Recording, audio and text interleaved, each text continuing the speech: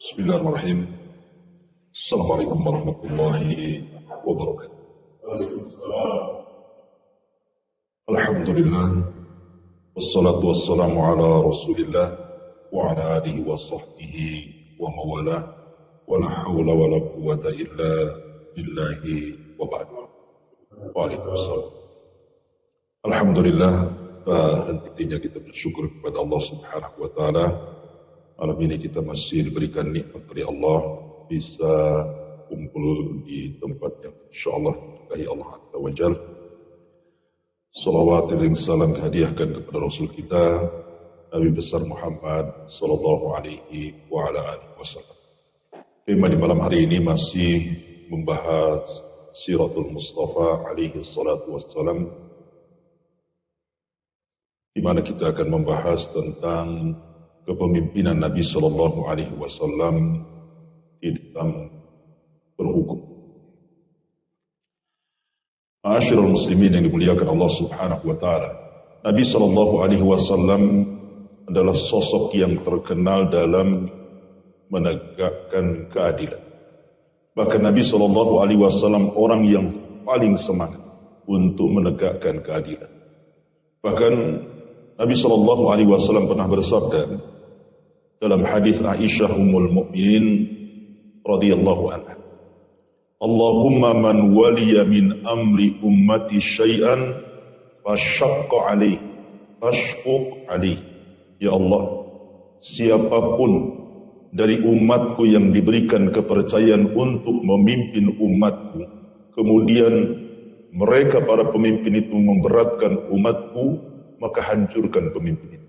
Lihat bagaimana Nabi SAW sampai berdoa seperti itu. Karena Rasul tidak suka dengan pemimpin yang zalim, karena dia sendiri adalah penegak keadilan. Makanya Nabi SAW memberikan pahala pada siapapun pemimpin setelahnya yang menegakkan keadilan. Kata Nabi SAW, sab'atun yudhilluhumullahu fi dhillihi yawma la dhilla illa dhill. Ada 7 kelompok yang akan mendapatkan naungan arsy di hari yang tidak ada naungan kecuali naungan arsy Allah Subhanahu wa taala. Salah satunya yang pertama disebut adalah imamun adil, imam yang adil. Maka Nabi SAW sampai mengancam orang-orang yang tidak menegakkan keadilan kelak pada hari kiamat, Allah tidak akan bicara dengan dia. Dalam sebuah hadis yang dikeluarkan Imam Muslim, Rasul mengatakan, "Thalathun la yukallimuhumullahu yawmal qiyamah wa la yuzakkihim wa la yanzuru ilaihim wa lahum adzabun alim." 3 kelompok kata Rasul, tidak akan diajak bicara Allah, tidak akan disucikan Allah, tidak akan dipandang Allah, bahkan disediakan adab yang. Salah satunya Rasul mengatakan malikun kadzab, para pemimpin yang suka berdusta, dicela. Tapi Nabi SAW suka kepada pemimpin yang adil walaupun dia orang kafir. Ingat ketika Nabi SAW memerintahkan para sahabat hijrah pertama kali ke Habasyah. Apa alasan? Karena Nabi SAW mengatakan di Habasyah itu ada imamun adilun lam yadlim ahad. Karena ada seorang pemimpin yang adil yang tidak mendolimi rakyat. Maksudnya Raja Najasyi, yang dikenal namanya Ashama ibn Afjur, yang belakangan kemudian beriman kepada Nabi SAW. Rasul suka.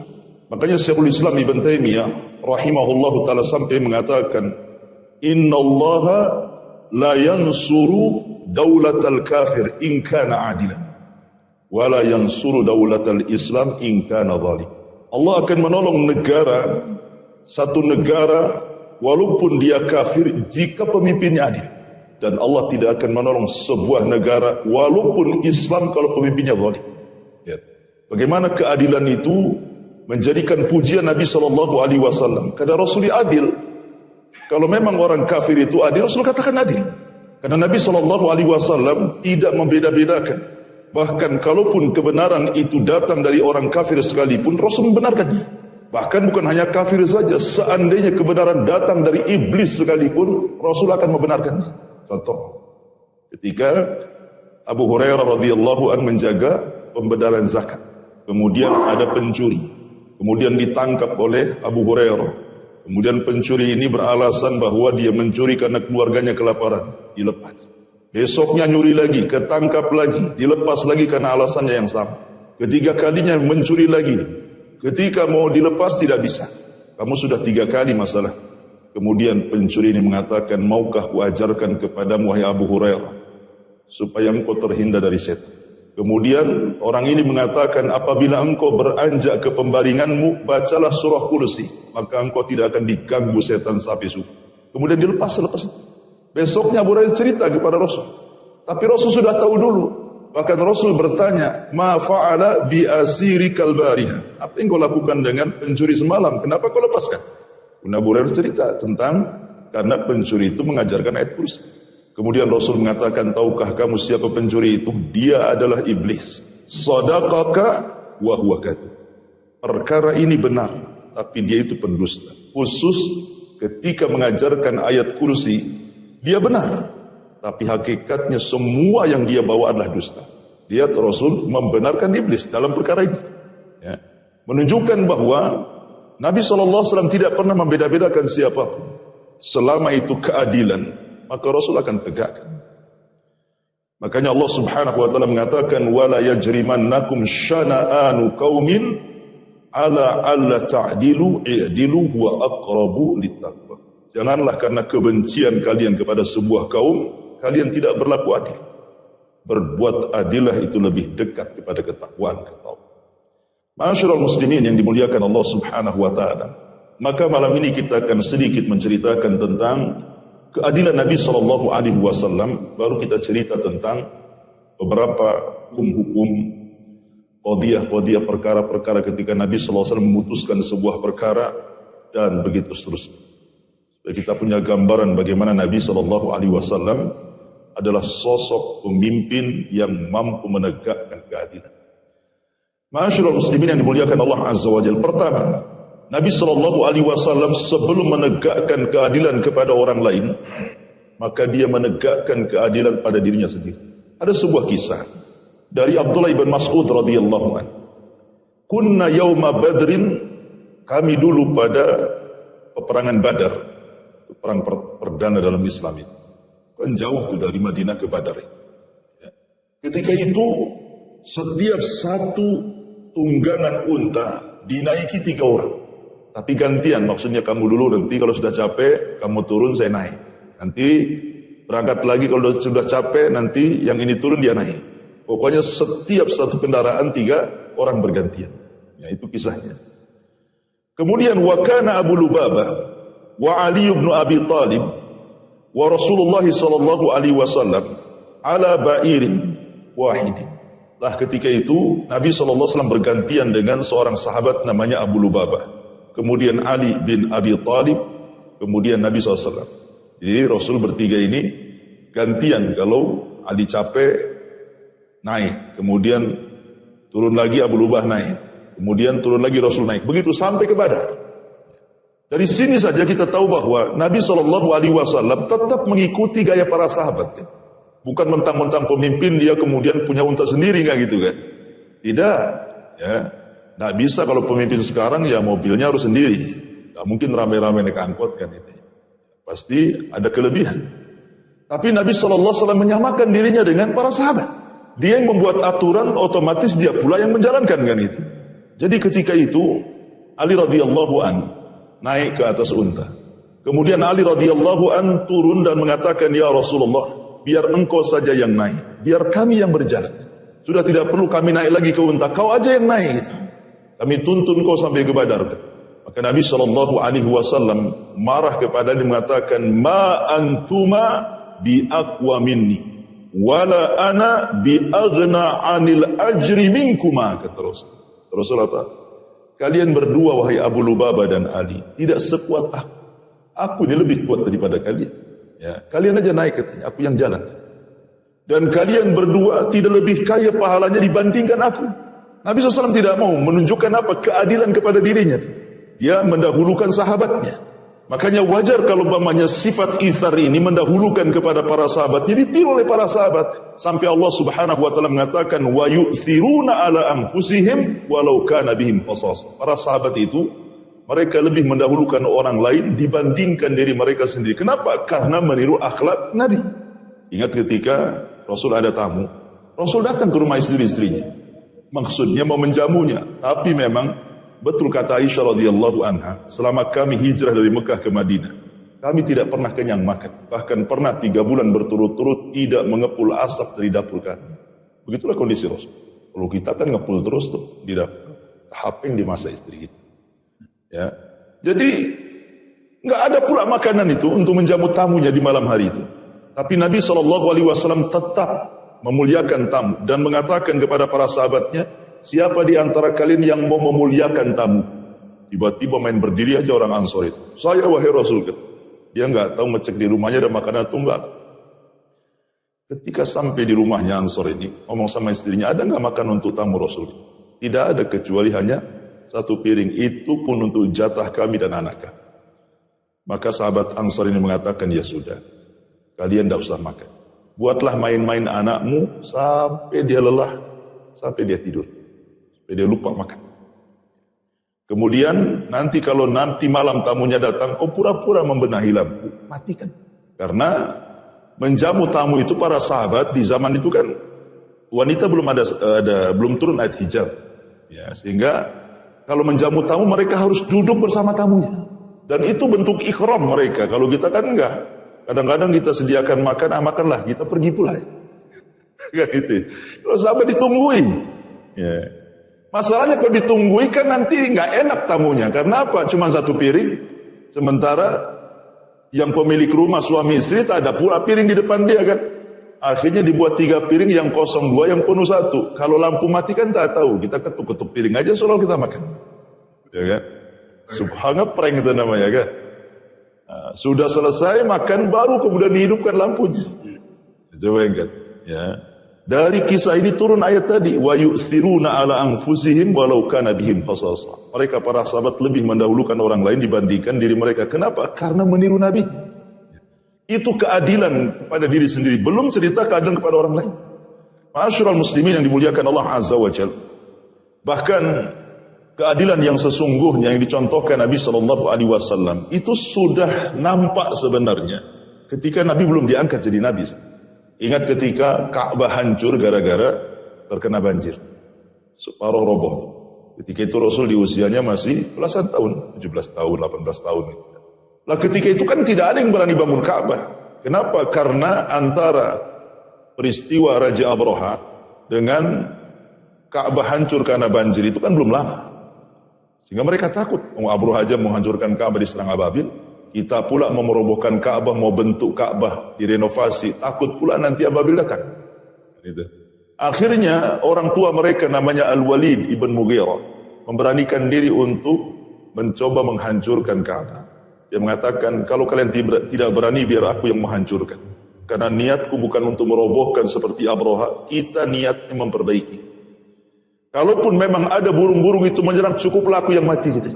Akhirnya kemudian dirobohkan, rupanya tidak ada apa-apa. Barulah berani semua merobohkan Ka'bah. Setelah Ka'bah roboh jadi tanah, maka mensyaratkan bahwa Ka'bah itu dibangun dari uang halal. Tidak boleh uang haram masuk. Tidak boleh hasil jackpot masuk di situ.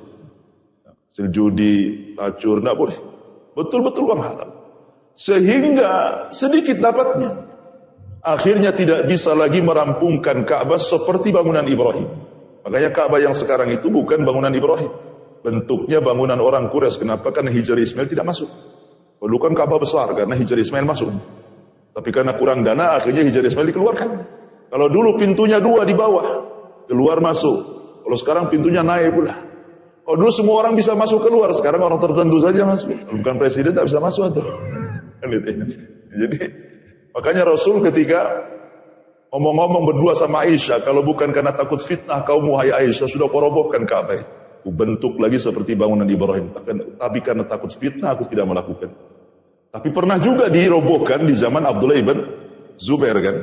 Tapi dirobohkan lagi sama Abdul Malik ibn Marwan. Ya, jadi asli roboh, bangun itulah Ka'bah. Tapi di zaman Imam Malik pernah dimintai fatwa karena dia kan ulama Madinah. Ya Imam, berfatwalah. Bagaimana kalau kita robohkan Ka'bah, kita bentuk seperti bangunan Ibrahim? Kata Imam Malik, saya tidak.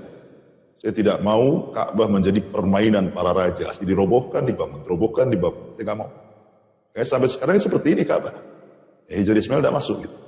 Tapi tetap ada tembok yang melingkar kan, menunjukkan itu bagian daripada Ka'bah. Nggak boleh tawaf itu kemudian lewat di antara Hajar dan Ka'bah, nggak boleh. Karena itu bagian Ka'bah, tetap aja melewati Hajar Ismail. Sampai sekarang. Akhirnya ketika Ka'bah ini sudah selesai, kan mereka harus memindahkan Hajar Aswad. Karena kalau dibangun kan harus dicopot dulu kan, diletakkan dulu di mana. Ributlah kabilah-kabilah ini gara-gara apa? Siapa yang berhak meletakkan Hajar Aswad di situ? Hampir mau perang karena masing-masing kabilah itu ngotot gitu. Kami yang berhak, kami yang berhak, kami yang berhak. Hampir terjadi pertumpahan darah. Tapi orang-orang yang berakal di antara mereka kemudian mengatakan, bagaimana kalau seandainya kita taruhan saja. Siapa yang keluar masuk dari pintu sebelah sana, maka dia yang berhak. Akhirnya setuju, ditunggulah dari pintu itu siapa kira-kira masuk. Rupanya Nabi pula yang masuk. Itu belum diangkat jadi Nabi. Ya kan? Maka semua orang bertakbir dan mengatakan Sadiqul Amin, Sadiqul Amin. Artinya Rasul sudah dipuji oleh semua kabilah, setuju pula dia. Ya kan? Sadiqul Amin, Sadiqul Amin katanya. Tapi Nabi SAW ingin mendamaikan karena sebelumnya sudah bersih tegang mau perang tuh. Supaya semua kebagian, maka Rasul mengatakan ambilkan kain. Letakkan Hajar Aswad di tengah kain, masing-masing pegang kain itu sampai ke tempat Hajar Aswad diletakkan. Artinya kan leadership Nabi itu sudah ada gitu ya. Sudah nampak gitu ya kan kepemimpinannya walaupun belum diangkat jadi Nabi dan Rasul. Mampu mendamaikan semua orang. Dan tidak membeda-bedakan walaupun Bani Hashim kabilah dia lebih mulia, tetapi Nabi SAW tidak mau kemudian menanam benih-benih kebencian antar kabilah kan. Kalau bisa semua kabilah mau besar mau kecil juga ngangkat gitu ya. Makanya damai akhirnya. Subhanallah, itu sudah nampak oleh Nabi SAW dari Nabi SAW ketika di masa mudanya. Apalagi setelah diangkat jadi Nabi, oh makin lagi. Masyarul muslimin yang dimuliakan Allah Subhanahu wa taala. Yang kedua, keadilan Nabi SAW dengan cara tidak membeda-bedakan apakah kerabat ataukah tidak, apakah orang mulia ataukah orang tidak mulia. Dan inilah kata para ulama qimatul adlin. Inilah keadilan yang sesungguhnya. Ketika seseorang tidak membeda-bedakan siapa di depannya. Tapi kalau sudah beda-bedakan di depannya, ini orang kita ini hukumannya agak ringan. Ini orang lain hukumannya agak berat. Ini yang punya duit hukumannya agak ringan. Ini yang orang kere beratkan saja. Begitu. Makanya dikisahkan, jadi ada seorang wanita dari kabilah Mahzumiyah. Dari kabilah Mahzumiyah itu mencuri. Wanita ini anak kepala sukunya pula. Mencuri, ketahuan. Dalam Islam pencuri potong tangan. Akhirnya kemudian dilaporkan kepada Nabi SAW ini, wanita Mahzumiyah ini. Setelah dilaporkan, otomatis hukuman harus tegak. Potong tangan. Ya. Karena kita anak pejabat, tentu satu kabilah ini gimana caranya melobi Nabi SAW supaya diringankan hukumannya. Janganlah dipotong tangan. Dia anak pembesar situ masalah. Akhirnya mereka mencari orang yang dekat dengan Nabi. Dapatlah siapa? Usama ibn Zaid. Siapa Usama bin Zaid? Anak angkat Nabi. Usama bin Zaid itu anak angkat Nabi. Hadiah daripada Khadijah ketika meninggalnya anak-anak Nabi SAW yang laki-laki di masa bayi. Laki-laki Rasul sedih kan karena anak laki-lakinya mati semua. Maka Khadijah orang yang berakal, biar Nabi tidak sedih, akhirnya dicarikan budak, kemudian dimerdekakan, diangkat jadi anak. Karena terkadang anak angkat itu kalau dari kecil kan nampak sayang bapaknya. Bahkan ada di pondok saya itu anak angkat, akhwat gitu kan. Itu bapak angkatnya lebih sayang sama dia dibanding anak-anaknya sendiri. Ya, karena anak-anaknya nakal semua. Dia pula anak angkatnya yang mau di pesantren yang baik pula akhlaknya. Dia lebih sayang sama anak angkatnya. Kan dari kecil masa dari bayi diambil gitu. Lah itulah yang dirasakan Nabi kepada Usama bin Zaid dari kecil. Ya. Usama ibn Zaidin, anak daripada anak angkatnya Affan. Anak dari anak angkatnya Rasul Zaid ibn Harithah. Otomatis jadi cucu angkat gitu ya Usama bin Zaidin.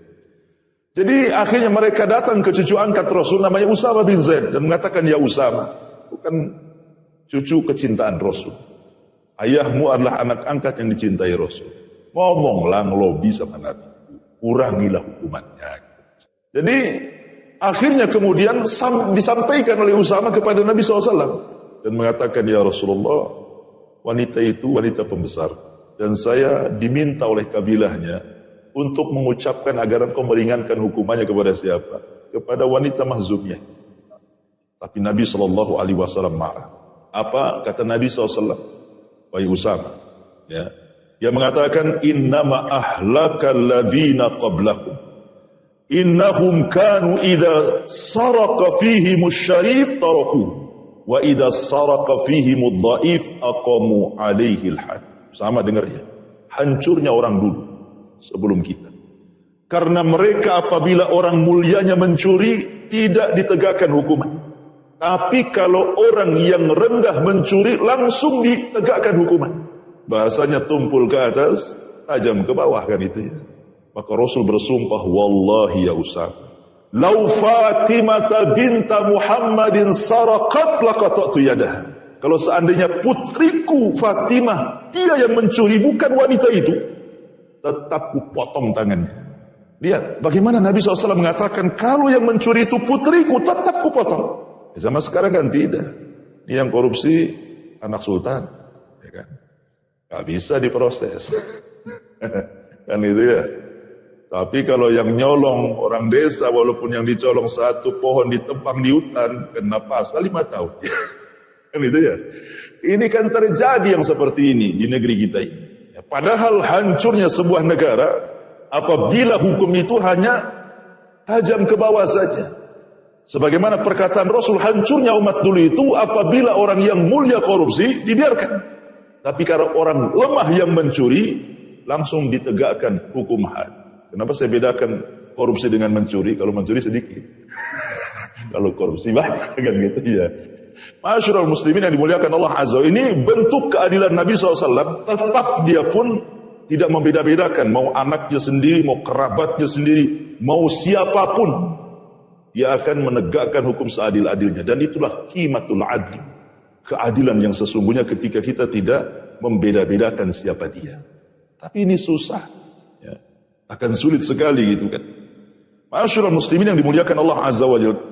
Kemudian Nabi SAW juga menegakkan keadilan di tengah-tengah para sahabat. Suatu ketika dikisahkan ada seorang laki-laki dari kaum muslimin mencuri, namanya Tu'mah, satu karung gandum. Ini yang dicuri ini rumahnya orang Yahudi. Si Tu'mah ini seorang muslim di zaman Rasul mencuri satu karung gandum. Akhirnya kemudian karena takut gitu kan, kemudian dia lari. Masalahnya ceceran gandumnya itu membekas. Jadi ketahuan kalau curi gandum kan. Masalahnya mungkin bolong itunya kan, karungnya itu. Jadi ceceran gandumnya itu nampak, disembunyikan sama dia. Disembunyikan pula di rumah seorang Yahudi lainnya. Mencuri dari orang Yahudi disembunyikan di rumah orang Yahudi lain. Akhirnya kemudian orang yang kecurian ini melapor kepada Nabi SAW. Dia seorang Yahudi. Kenapa Yahudi ini melapor kepada Nabi? Karena tahu bahwa Nabi itu pasti berhukum dengan hukum yang adil kan itu. Kenapa tidak ke pemimpin mereka kan? Kan di Madinah waktu itu kan masing-masing kabilah punya pemimpin. Tapi larinya kepada Nabi mana? Kan bisa saja melapor ke kepalanya gitu ya. Karena kan namanya ada sebuah perjanjian piagam Madinah kan. Tapi tetap saja lapor kepada Nabi mereka itu. Karena tahu Nabi itu lebih adil dibandingkan pemimpin mereka sendiri gitu maksudnya. Akhirnya kemudian setelah dilacak ketahuan pula si Tu'mah dia yang menyuri. Maka Nabi SAW tetap memotong tangannya. Bukan karena ini orang Yahudi yang mencuri. Enggak. Yang salah-salah. Tetap ditegakkan. Ya. Masyarul muslimin yang dimuliakan Allah Subhanahu wa ta'ala. Bahkan juga dikisahkan tentang kisah Nu'man bin Bashir. Nu'man Ibn Bashir radhiyallahu anhu. Nu'man bin Bashir ini ma'ruf sahabat yang banyak meriwayatkan hadis. Salah satunya hadis yang halal jelas, yang haram jelas, yang tidak jelas itu syubhat kan. Itulah perawi hadisnya namanya Nu'man Ibn Bashir. Dialah bayi Ansor pertama yang lahir pasca hijrah. Adapun dari kalangan muhajirin, bayi yang lahir pertama adalah Abdullah ibn Zubair. Ya. Jadi Nu'man Ibn Bashir ini punya anak banyak. Tapi dia tidak adil dengan anak-anaknya. Ya, Nu'man bin Bashir ini. Jadi dia hanya memberikan hadiah kepada satu anak yang dicintai. Akhirnya kemudian istrinya marah, nggak boleh. Masa kamu memberikan hadiah kepada anak yang lain? Enggak, harusnya kan adil kan itu. Jangan dibeda-bedakan anakmu. Kalau begitu kamu harus lapor dulu kepada Nabi. Boleh nggak yang seperti itu? Maka Nabi SAW langsung mengatakan kepada Nu'man ibn Bashir ini, i'dilu fi auladikum. Nggak boleh kamu seperti itu. Berbuat adilah dengan anak-anak kalian. Nggak boleh. Tetap dengan anak-anak kita sendiri harus berbuat adil. Bahkan kalau seandainya Allah takdirkan antum poligami. Oh enggak amin sih. Amin lah. Mana ada doakan antum. Oh diam sih. Ya. Seandainya Allah takdirkan antum poligami.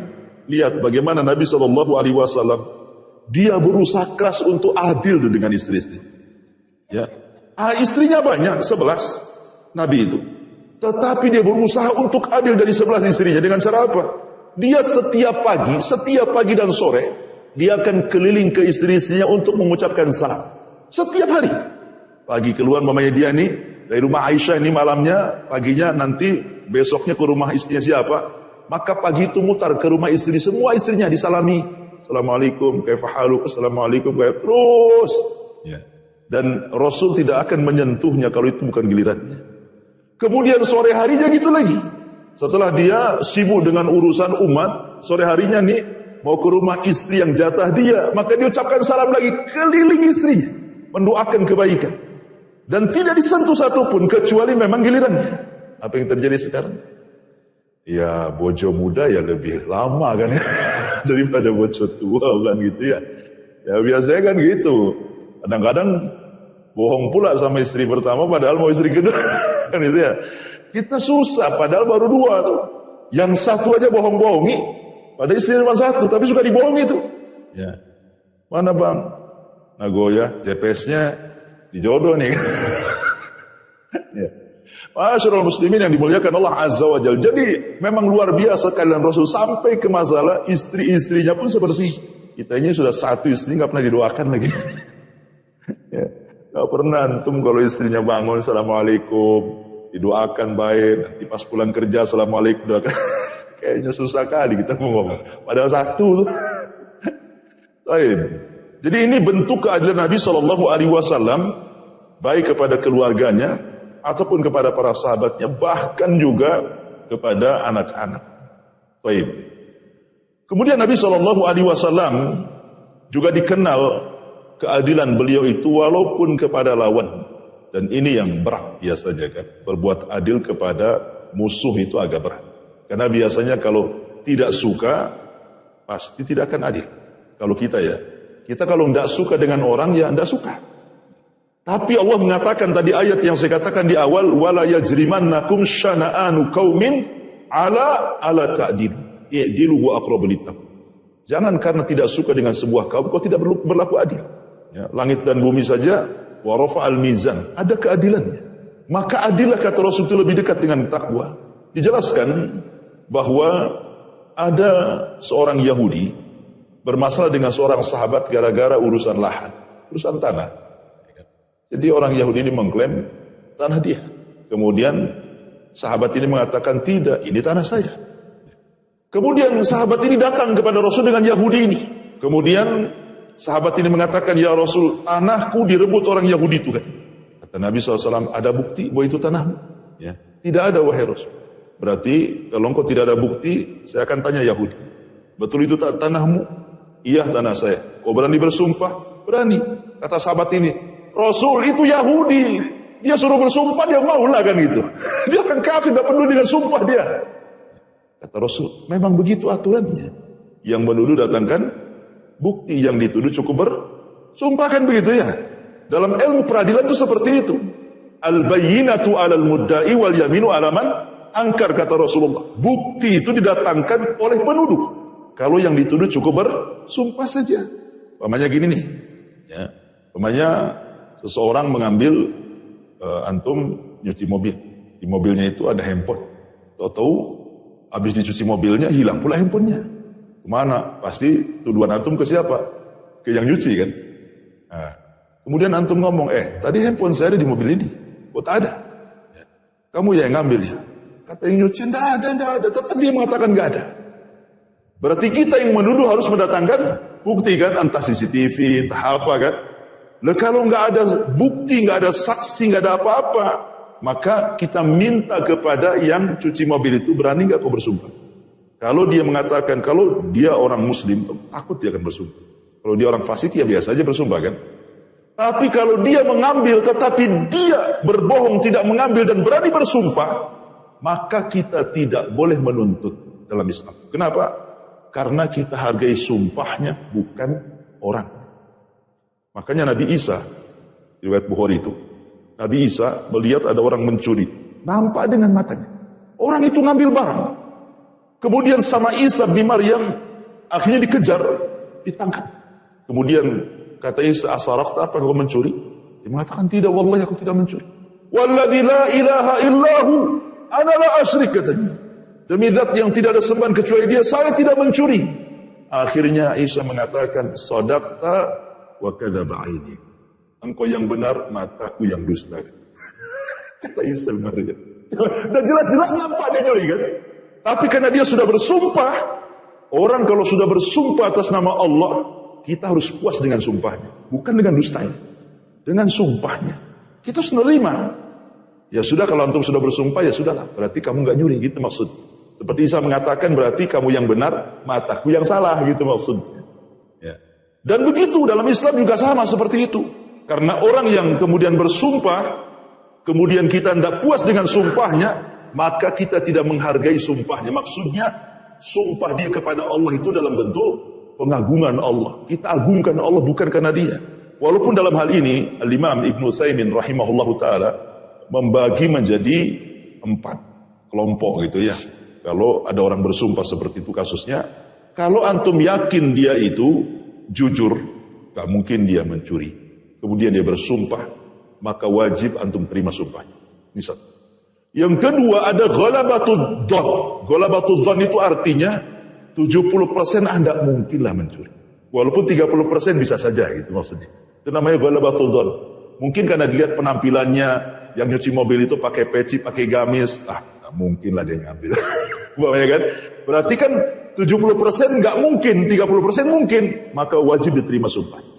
Atau 50-50. 50% kayaknya nyuri, 50% kayaknya taklah katanya. Wajib diterima sumpah. Tapi kalau yang keempat, antum yakin dia pendusta, mungkin karena banyak kasus yang nyuci di situ itu sering hilang. Jelas kan banyak kasus kan? Bukan hanya handphone saja nyuci di situ, dompet apa semua banyak disilang. Berarti kan sudah yakin ini yang ngambil, karena setiap nyuci di situ ada aja yang hilang, bukan mobil kita saja, mobil orang juga gitu kan. Berarti tidak bisa diambil sumpahnya, bisa kita urus dia. Datangkan CCTV, datangkan apa kan, geledah apa semua kan. Ada juga yang membagi seperti itu. Ya, kembali kepada pembahasan. Jadi Nabi SAW sampai kepada lawannya juga dia melakukan keadilan. Sampai kepada orang Yahudi sekalipun Rasul akan berbuat adil. Sampai suatu ketika orang Yahudi ini pernah menghutangi uang kepada seorang sahabat namanya Jabir bin Abdullah. Kemudian ditentukan tempo bayarnya. Rupanya setelah sampai tempo bayarnya, Jabir tidak bisa bayar. Bukan tak mau bayar, memang belum ada uang untuk dibayarkan. Beda dengan orang bisa bayar tetapi kemudian pura-pura tak ada uang kan. Itu masuk pada sabda Nabi SAW, matlul ghani dzulmun yuhillu irdahu wa uqubata. Kalau orang sanggup bayar, kata Rasul, tidak bayar, berarti dia zalim. Dan halal 2 perkara kepada dia. Pertama, halal kehormatannya untuk digibah.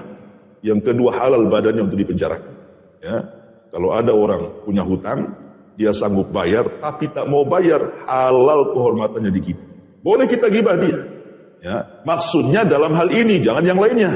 Ya. Gibahnya itu maksudnya kita kasih tahu. Ya. Kamu jangan pinjamkan uang ke dia. Dia itu jahat tuh tidak pernah. Itu namanya gibah juga kan? Boleh. Tapi dalam bab ini, jangan melebar. Jangan melebar kemana-mana. Ya memang gitu. Dia memang nggak bayar juga. Kemarin juga ada kisah lagi. Rupanya dia begini, lah kok kemana-mana? Bukan. Gibahnya khusus di sini saja gitu ya. Nah, jadi kasusnya saja digibahkan. Kalau urusan yang lain jangan diceritakan. Ya. Kemudian, karena begini, kalau orang sudah nggak suka, biasanya yang lain diungkapkan gitu ya. Halal baginya untuk dipenjarakan. Masalahnya kalau utang piutang negara kita ini bukan pidana, perdata agak sulit kan itu. Habis duit aja kita di situ. Ya. Intinya bahwa memang harus tegakkan hukum Islam kan itu, baru selesai semuanya. Ya. Taib. Akhirnya kemudian Rasul berusaha ngelobi orang Yahudi ini. Maksudnya ngasih tahu, Jabir lagi nggak ada duit, kasihlah tempo tambah kan itu. Dan dalam Islam kan seperti fa'asiratun fa'nadhiratun ila maisarah. Kalau ada orang yang berhutang dengan uang kita dan dia belum sanggup bayar, kata Al-Quran, kasih tempo lagi kan gitu ya. Karena yang untung kita sebenarnya yang utangi. Kenapa? Karena setiap satu hari antum dapat pahala sebesar uang yang antum hutangi sama dia. Kalau antum hutangi 1 juta, setiap hari antum seolah-olah sedekah 1 juta. Jadi kalau dia tak bayar setahun, seolah-olah setiap hari antum infak 1 juta selama setahun. Padahal kalau uang bener, nggak mungkin antum infak seperti itu. Antum punya uang nih 100 juta, tiap hari antum kasih 1 juta, kasih 1 juta, nggak ada. Kalau ada viral tuh, ya kan? Tapi dengan uang antum ada di dia 1 juta dan nggak dikembalikan selama setahun, sudah ditagih juga nggak mau, berarti seolah-olah tiap hari lah antum tuh infak tuh. Itu maksudnya. Ya. Jadi akhirnya Yahudi ini mengatakan tidak mau. Saya mau bayar cash sekarang. Ini sudah jatuh tempo katanya. Akhirnya Nabi SAW memanggil Jabir dan mengatakan, ya Jabir, Yahudi itu tak mau. Kamu bagaimanapun caranya cari uang, bayar utangmu katanya.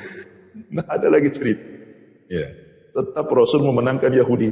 Karena dia nggak mau dan sudah jatuh tempo dan benar dia. Dari situ menunjukkan bagaimana Nabi SAW memberikan keadilan hukum kepada musuhnya gitu, lawannya. Dan itu luar biasa. Ma'asyiral muslimin yang dimuliakan Allah Subhanahu wa taala, bahkan keadilan Nabi sallallahu alaihi wasallam ini dikisahkan oleh Anas bin Malik radhiyallahu anhu. Jadi di zaman Rasul itu pernah suatu ketika terjadi moneter. Jadi harga barang itu naik-naik semua. Ya cabai, bawang pun naik semua. Karena kelangkaan bahan-bahan di pasar itu kelangkaan sehingga akhirnya kemudian naik semua barangnya. Bumbu-bumbu dapur itu, gandum apa semua naik sehingga sahabat tidak sanggup beli karena naik semua. Yang jual kerepotan mau cari barang, yang beli kerepotan mau beli karena mahal gitu ya. Terjadi moneter luar biasa. Akhirnya nggak tentu nih harga ini pada melambung-lambung. Ada yang mahal sekali, ada yang pokoknya sesuai kehendak pedagang aja kasih harga. Jadi sahabat ini datang para sahabat kepada Nabi Shallallahu Alaihi Wasallam dan mengatakan, ya Rasulullah, lau sa'arta, cobalah kau menentukan harga, kau buat undang-undang. Ya, harga cabai sekian, harga bawang sekian, harga ini sekian, harga ini sekian. Buat undang-undang, biar semua rata sama. Biar kami sanggup beli. Tapi Nabi SAW mengatakan, apa kata Rasul? Innallaha huwal khaliqul qabidul basitur razikul musa'ir. Wa inni la arju an alqallaha la yadlimani ahadu. Bidhulmatin dhalamtuha iyahu bidhammin wala malin. Rasul mengatakan, sesungguhnya Allah yang menciptakan, Allah yang mencabut nyawa, Allah yang membentangkan rezeki, termasuk Allah juga yang memberikan harga. Tidak mungkinlah saya harus menentukan harga begini-begini. Ya. Kalau meminta agar turun harga bisa, tapi kalau menentukan harganya, nominal-nominalnya kata Rasul, aku tidak bisa. Sama saja aku mendolimi para pedagang. Sehingga kata Nabi SAW, saya tidak hendak menentukan seperti itu karena takut kalau berjumpa dengan Allah ada kezaliman yang aku bawa kepada siapapun, entah urusan darah atau urusan harta katanya. Jadi Nabi SAW tidak mengatur sampai kepada nominalnya gitu maksudnya. Karena Allah yang menentukan harga. Nanti kalaupun moneter ini sudah hilang, nanti akan turun lagi itu. Dan itu juga harus dipahami. Terkadang kadang-kadang kita ini orang awam ketika pemerintah menaikkan harga kan sibuk tuh kan gitu ya. Padahal kita tidak tahu maslahatnya apa. Ya, maslahat pemerintah menaikkan, menurunkan kita tidak tahu kan itu ya. Ya kita hanya bersudut zahirnya saja. Baik, ma'asyiral muslimin yang dimuliakan Allah Subhanahu wa taala. Bahkan Nabi SAW juga luar biasa dalam hadis Fadl bin Abbas radhiyallahu anhu. Jadi suatu ketika Nabi itu sedang sakit parah loh. Parah separah-parahnya. Bahkan hitungan hari setelahnya Rasul meninggal. Karena ketika itu Rasul dalam kondisi sakit luar biasa kepalanya. Sampai Rasul mengatakan, aku sangat sakit kepalaku. Ketika ditanya oleh sahabat, apakah sakit kepalamu 2 kali lipat wahai Rasul? Ya, sakit kepalaku 2 kali lipat dibandingkan sakit kepala kalian. Kemudian sahabat ini mengatakan, apa karena pahalamu berlipat menjadi 2 bagian dibandingkan kami? Ya, boleh jadi itu masalah. Jadi Rasul itu kadang pingsan, kadang dibanjur lagi, sadar lagi. Rupanya para sahabat itu bergaduh di luar itu kan, ramai karena khawatir Rasul sudah sakit parah, dikhawatirkan meninggal. Di sahabat itu bisinglah di Masjid Nabawi itu. Jadi Aisyah radhiyallahu anha ditanya oleh Rasulullah, ada apa itu bising-bising di masjid itu? Rasul lagi sakit. Ya. Kata Aisyah radhiyallahu anha mengatakan, ka'annahum yakhafuna 'alaika ya Rasul. Boleh jadi mereka khawatir dengan kamu ya Rasul. Oh kalau begitu panggil Fadl dan Ali radhiyallahu. Apa aku kata? Gilunglah ya Rasul. Ya. Dipapa sama Fadl dan Ali menuju Masjid Nabawi, dinaikkan ke atas mimbar. Kemudian Nabi SAW salah satu pidatonya apa? Rasul mengatakan, man kuntu dharabtu dhahran fahada dhahri falyaqtasbih. Siapa di antara kalian yang pernah kupungkul pundaknya? Ini punggung pundak pukul sekarang. Wa man kuntu akhadtu malan fahada mali falyakhudh min. Siapa yang hartanya pernah kuambil, ini hartaku silahkan ambil sekarang. Wa man kuntu syatamtu iradan falyaqtas min. Siapa yang dulu pernah kucaci kehormatannya, ini kehormatanku caci sekarang. Ya. Setingkat Nabi kan itu, dia tidak sombong. Sampai dia menawarkan dirinya, siapa yang pernah kuambil hartanya, pernah kupukul punggungnya, pernah kucaci maki kehormatannya, mumpung aku masih hidup, kata Rasulullah. Luar biasa. Ya. Sampai ketika Rasul dalam perang Badar itu kan membariskan pasukan tuh. Kan itu perang perdana masalahnya kan. Rasul sedang mentaktid, bahasa kitanya sedang mengatur strategis perang nih. Otomatis kan harus berbaris lurus tuh. Rasul itu kan bawa tongkat kecil. Ya. Adalah sahabat itu yang agak maju ke depan, barisannya itu tidak lurus dengan saf. So pasukan. Jadi Rasulullah mundur. Gak dengar pula sahabat ini. Mundur. Gak dengar juga. Akhirnya Rasul terpaksalah kemudian mendorong dengan tongkatnya ke lambungnya. Kesakitan. Auja'tani. Engkau sudah menyakiti aku. Kan gitu.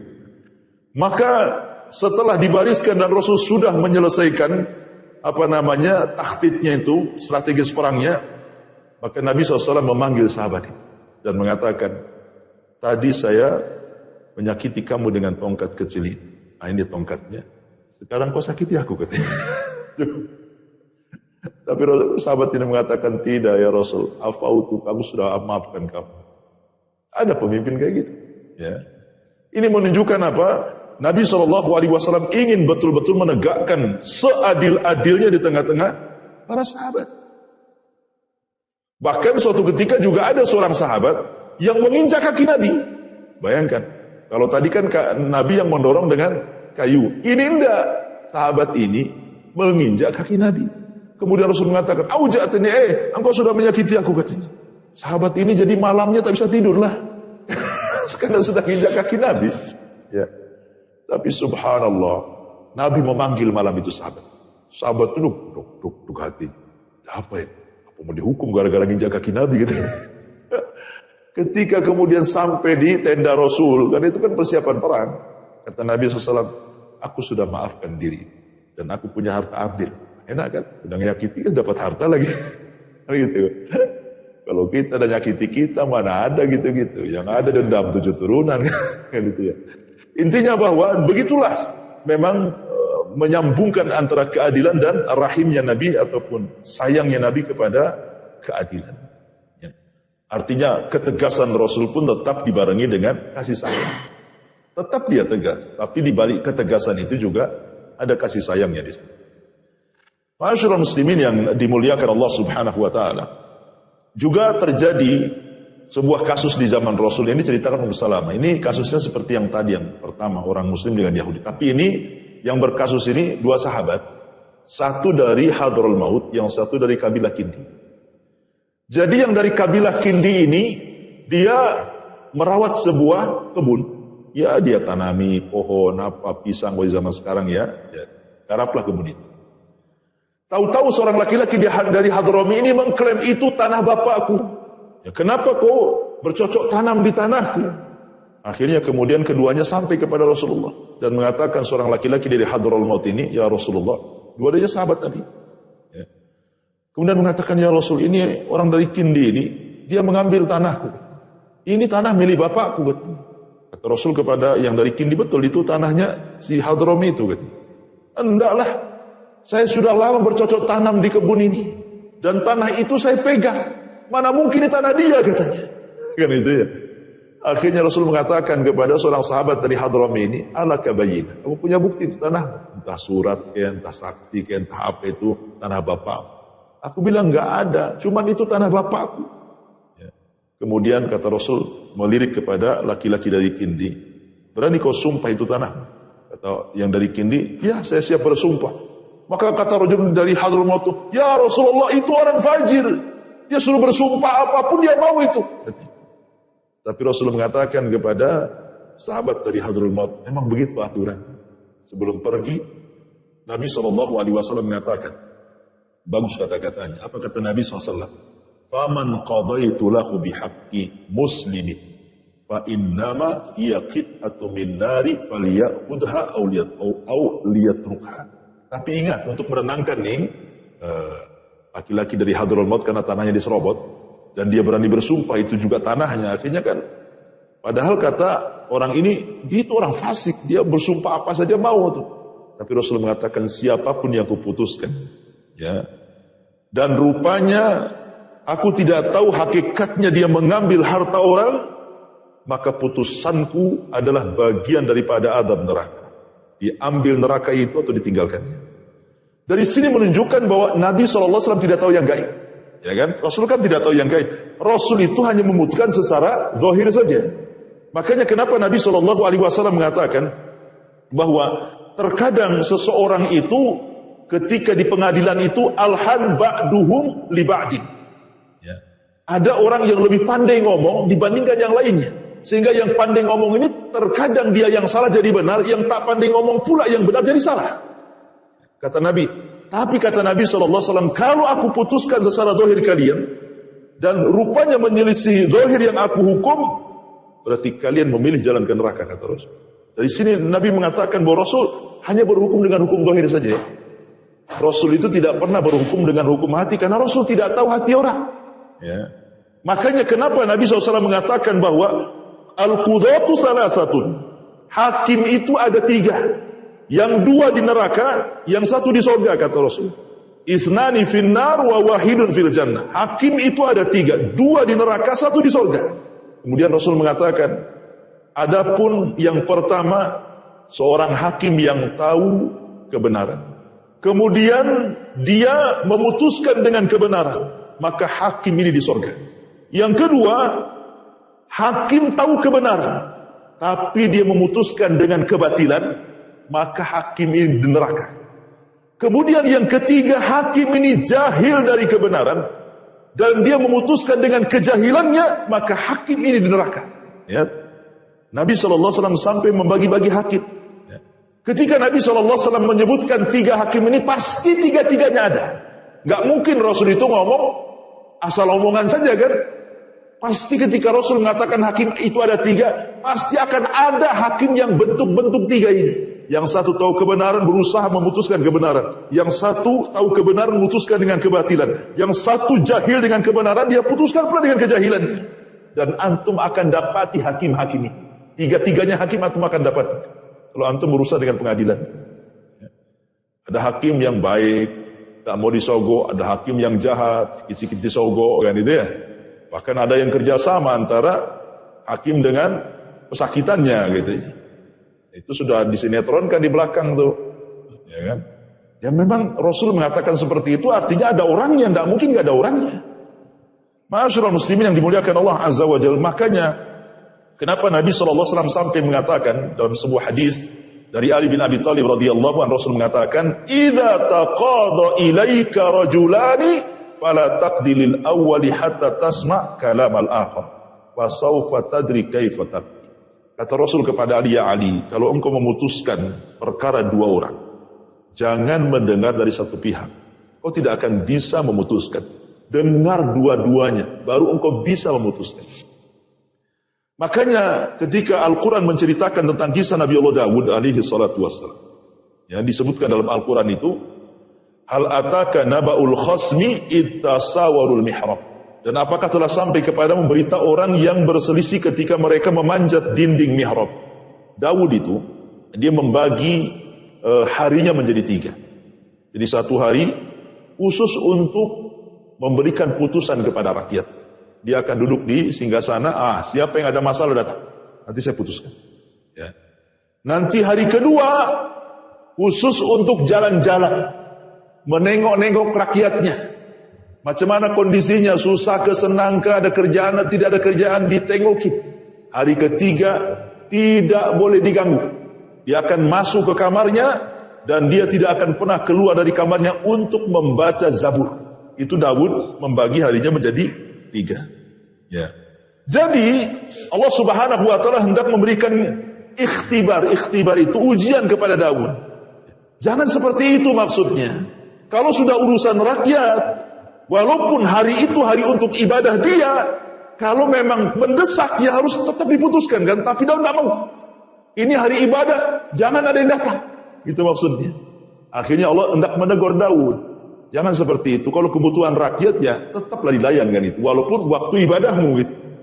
Makanya diutuslah 2 malaikat menjelma manusia, manjat dinding. Dinding itu tinggi, mustahil orang manjat. Namanya dinding kerajaan, siapa yang bisa manjat? Makanya Daud terperanjat, dari mana kau datang kan gitu ya? Ya.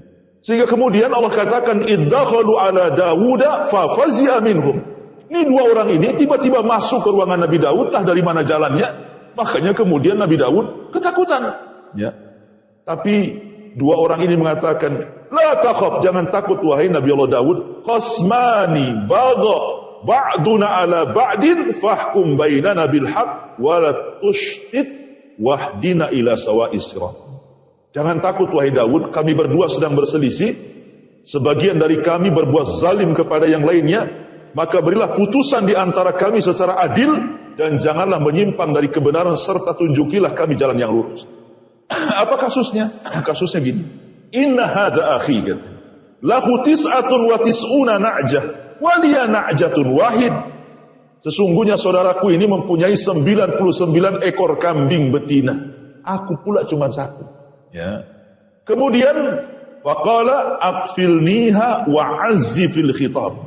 Lalu dia berkata, serahkan kambingmu kepada aku.